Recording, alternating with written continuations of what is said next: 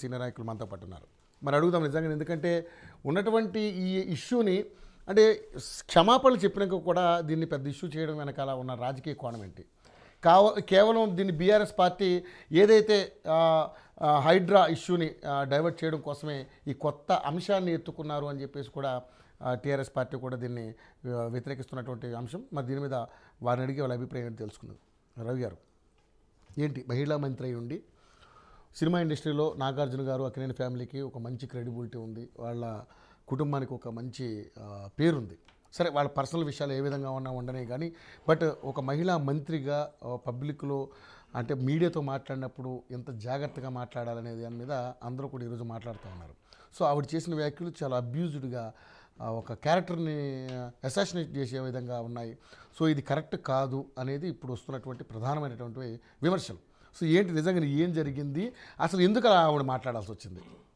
అయితే ముఖ్యంగా ఏమైందంటే సిద్దిపేటలో ఇన్ఛార్జ్ మంత్రిగా ఉన్నటువంటి కొండా సురేఖ గారు అక్కడికి వెళ్ళినప్పుడు అక్కడ నేతన్నల సమస్యలతో కూడినటువంటి నూలుపోవుల దండని అక్కడ ఉన్నటువంటి అక్కడ స్థానిక ఎంపీ గారు వారి మెడలో వేసిండ్రు. అయితే దాన్ని బీఆర్ఎస్ పార్టీకి సంబంధించినటువంటి సోషల్ మీడియాలో చాలా అసభ్యకరంగా, అంటే షాదీ ముబారక్ వీళ్ళకి అందిందా అని, ఇంకా రకరకాలుగా, అంటే అసలు ఘోరంగా మాట్లాడుకోలేని భాషలో, అంటే ఒక ఆడబిడ్డని అని కూడా చూడకుండా అక్కడ మంత్రి అనే పదాన్ని తీసేసి ఒక ఆడబిడ్డగా మనము మన కుటుంబ సభ్యురాలుగా మనము చూస్తూ మనం ఒక ఆడబిడ్డకు జరిగినటువంటి అవమానంగా దాన్ని చూడాలి.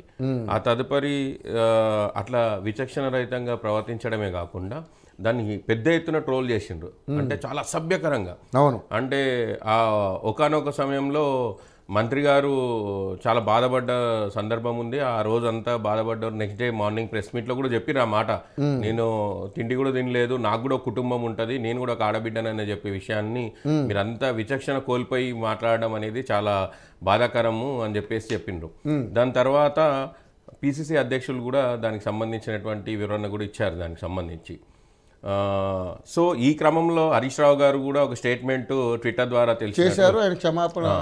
అయితే ఇదే సమయంలో కొండా సురేఖ గారు బీఆర్ఎస్ పార్టీకి సంబంధించినటువంటి అధ్యక్షులని వాళ్ళ వివరణ అడిగినరు. అదేవిధంగా మీరు మీ పార్టీ అఫీషియల్ ఐడీల నుంచే ఇది ఇట్లాంటి పోస్ట్ అయినాయి కాబట్టి మీకు క్షమాపణ చెప్పాలి అన్నారు. అప్పుడు కొంతమంది కార్యకర్తలు కూడా వెళ్ళి తెలంగాణ భవన్ ముందు సోషల్ మీడియా దిష్టి బొమ్మ దానం చేయడం జరిగింది. ఇట్లాంటి జరిగినాయి, ఈ పరిణామాలన్నీ జరిగినాయి.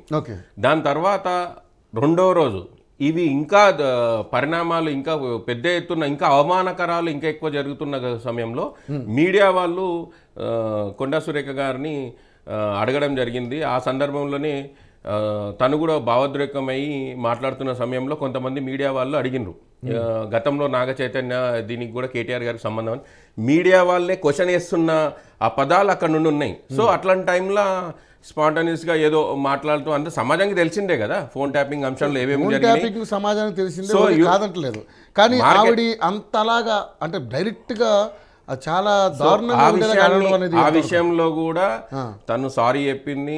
తను సరే నేను ఒక విషయంలో నేను అభ్యంతరకరం జరిగింది కాబట్టి మేము క్షమాపణ కోరుతున్నాను అని చెప్పింది. మీకు అట్లాంటి అనిపించినప్పుడు ఆ పదాలను నేను వెనక్కి తీసుకుంటున్నాను అని కూడా తను ఒక గౌరవంగా చెప్పిండ్రు.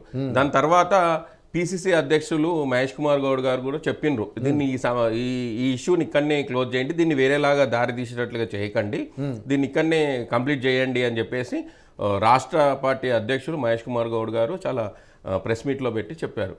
సో ఇదంతా అయిపోయింది. అయినా కూడా ఇంకా ట్రోలింగ్లు చేస్తూ, ఇంకా ఇప్పుడు ఇన్ని రోజులు ఎప్పుడు ఏ సమస్య లేనప్పుడు వాళ్ళు స్పందించలేనటువంటి సినిమా ఇండస్ట్రీ ఈరోజు మొత్తం కూడా అందరు స్పందిస్తారు. గతంలో కూడా మేమేమంటున్నామంటే ఈరోజు నాగార్జున ఫ్యామిలీ అయినా ఎవరి ఫ్యామిలీ అయినా భారతదేశంలో ఉన్నటువంటి ఒక స్త్రీయే. ఈరోజు ఆడబిడ్డని గౌరవించాల్సిన బాధ్యత ఉంది. నాగార్జున అంటే నాగార్జునకి ఏం కొమ్ములు లేవు. ప్రతిసారి నాగార్జున ఈ రాష్ట్రంలో ప్రతి సమస్యకు కొండివేటి చూపించాల్సిన అవసరం లేదు. తీయాలనుకుంటే నాగార్జున పరిణామాలు కూడా తెలుస్తాయి. సినిమా ఇండస్ట్రీలో ఏం జరుగుతుంది, ప్రతిరోజు ఎంతమంది ఆడపిల్లల మీద ఎన్ని ఆఘాత్యాలు జరుగుతున్నాయి ఇండస్ట్రీలో అనేది నిత్యం ప్రతినిత్యం అందరికీ తెలుసు.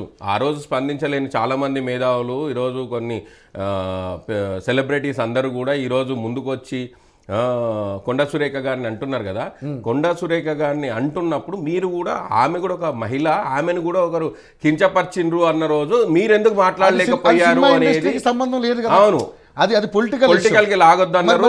సో మీరు కూడా ఒక ఆడబిడ్డకు మీరు ఏమంటున్నారు, సమంత గారు ఒక ఆడబిడ్డని మీరు లాగినరు, కుటుంబాన్ని లాగినరు అని అంటున్నారు.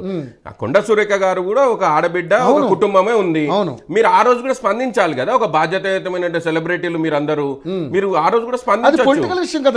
పొలిటికల్ ఈడ మీరు ఏమంటున్నారు, ఇక్కడ కూడా పొలిటికల్ అని ఎవరేం తీసుకురావట్లేదు. ఈడ తను ఏమన్నది, ఒక జర్నలిస్టులు అడిగినటువంటి ప్రశ్నలో జర్నలిస్టులే ఆ క్వశ్చన్ ని ఆన్సర్ కూడా చెప్పడం జరిగింది. సో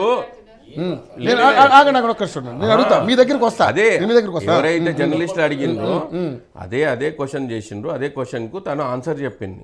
ఆన్సర్ చెప్తూ అవును గతంలో ఫోన్ ట్యాపింగ్ అంశంలో కూడా ఇట్లాంటి మాటలే వచ్చినాయి అని చెప్పేసి తను చెప్పింది. సో దాన్ని భూతంగా చూపించి దీన్ని ఇంకా పెద్ద హైలైట్ చేసి దాన్ని హంగామా చేస్తున్నారు. కానీ ఏంటండి నాగార్జున పింప్ అంది ఆవిడ.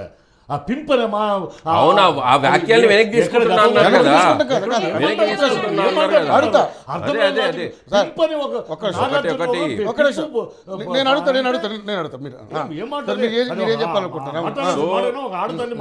రెండో రోజు కొండా సురేఖ గారు తను నేను మాట్లాడిన మాటలని నేను వెనక్కి తీసుకుంటున్నా అని కూడా ఉండాగా చెప్పాను. బాధపడితే నేను బాధపడితే if you get hurt, if ఏంటి రైట్. ఇప్పుడు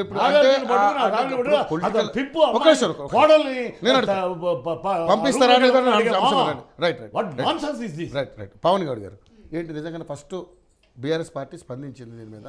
సో ఏంటి నిజంగానంటే మరి మీరు కూడా గతంలో అంటే జస్ట్ ఒక 3 రోజుల ముందు మరి రఘునందన్ రావు గారు ఆ నియోజకవర్గానికి సిద్దిపేటకు సంబంధించి పద్మశాలికి సంబంధించిన వాళ్ళంతా నేతలకు సంబంధించిన సమస్యల్ని ఆ మంత్రి కాబట్టి ఆ మంత్రి గారికి విన్నవించుకుంటూ ఒక నూలు సంబంధించినటువంటి ఒక దండని ఆ మెడలో వేస్తూ ఇది వాళ్ళ సమస్యల యొక్క చిత్రీకరణగా దీన్ని మీకు గుర్తుగా మీకు వేసాము అనే దాని మీద ట్రోల్ చేశారు.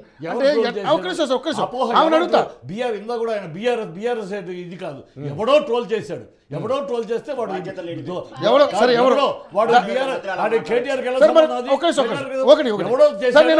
దుబాయ్ వెళ్ళిపోయాడు, మేము పట్టుకుంటామంటే అంతే.